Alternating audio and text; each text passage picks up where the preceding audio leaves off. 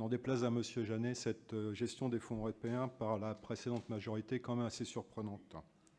Ces fonds européens sont indispensables pour un certain nombre de politiques publiques que nous menons. M. Jeannet nous parle de plans pluriannuels. Eh bien, pour l'année 2014-2020, les comités de programmation ne se sont réunis que fin 2015.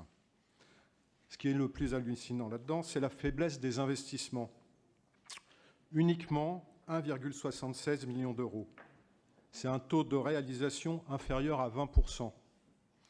Et c'est essentiellement pour des frais de gestion. Le rapport reconnaît aussi que les faibles taux de réalisation, 13% des dépenses de fonctionnement votées, est dû essentiellement à la réunion tardive de ces comités de programmation. C'est encore une nouvelle illustration de la précédente majorité socialiste en Haute-Normandie qui sous-investit, faute de vision économique. Quant au compte présenté sur ce budget annexe, il est quand même frappant de constater que la section d'investissement est très largement excédentaire et très certainement pour les raisons que nous venons d'indiquer. Alors que le fonctionnement, lui, est déficitaire pour environ 500 000 euros, ce qui montre tout de même des erreurs de gestion ou plutôt une gestion assez hasardeuse de ce budget annexe. Vous nous expliquez dans le rapport qu'en raison d'un changement de logiciel comptable nécessaire dans le cadre de la fusion, le déficit ne serait plus en réalité que d'environ 100 000 euros. Vous ne pouviez pas rattacher correctement les écritures de clôture. Cela laisse donc penser que dans le cadre du changement d'un logiciel comptable, nous ne pourrions plus respecter l'annualité des comptes.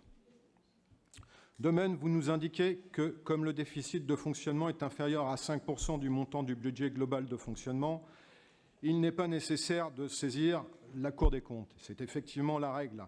Mais je tiens à vous rappeler que lorsque nous avons plus de 5% de déficit, la Cour met en place une procédure contradictoire afin de trouver les solutions les plus adaptées pour résorber le déficit de la section de fonctionnement au moment de l'incident et aussi pour les années à venir.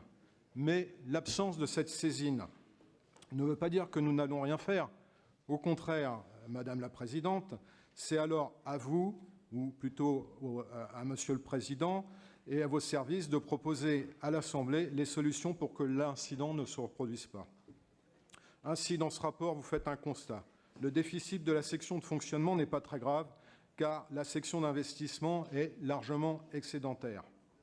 Alors, nous n'allons pas faire un débat sur cette mauvaise gestion des fonds et sur les risques de transfert de la section d'investissement vers le fonctionnement, mais nous pouvions quand même avoir plus de détails dans cette délibération sur la procédure dérogatoire que vous alliez mettre en place pour redresser ce budget. Nous n'avons aujourd'hui qu'un constat qui n'ouvre que des possibilités dans le cadre d'une future délibération modificative du budget. Alors évidemment, Monsieur Priolo, vous nous avez dit que l'Union européenne fonctionnait bien. Je vous en donne raison. Nous ne sommes pas capables de récupérer les fonds européens. Les contribuables français donnent 8 milliards d'euros aux fonds européens sans pouvoir les récupérer. C'est notre contribution nette. À ce moment-là, sur cette contribution nette que nous ne pouvons pas récupérer, nous pourrions, je suis perdu dans mon papier,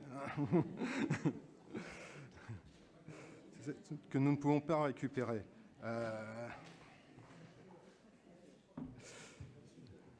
Aujourd'hui, l'Angleterre, par le Brexit, va nous donner une leçon de démocratie. Je voudrais vous rappeler une phrase qui avait été prononcée par un Premier ministre anglais qui me semble essentielle dans le cadre de ces fonctions, de ces fonds européens et que je vais ramener juste sur les fonds européens de la région Haute-Normandie. I want my money back. Faisons tout ce qu'il faut pour pouvoir récupérer ces fonds européens. Aujourd'hui, ce n'est pas fait correctement. J'ai fait cette remarque, mais évidemment, Madame la Présidente, nous allons tenir compte des difficultés inhérentes aux procédures de fusion des régions et nous allons nous abstenir parce que nous ne pouvons pas voter dans l'État ce compte comme il est et nous attendrons votre future décision modificative afin de nous prononcer définitivement sur ces fonds européens. Je vous remercie.